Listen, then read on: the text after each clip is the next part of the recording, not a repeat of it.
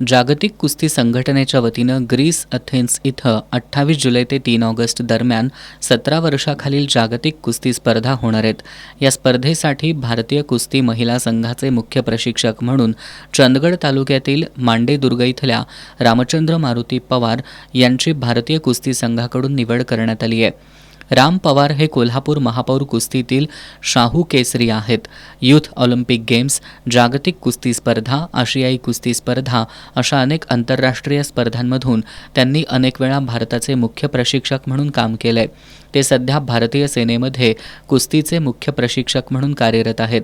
त्यांची sports authority of इंडियाच्या वतीनं टॅलेंट आयडेंटिफिकेशन डेव्हलपमेंट कमिटीवर सुद्धा नुकतीच निवड झाली आहे.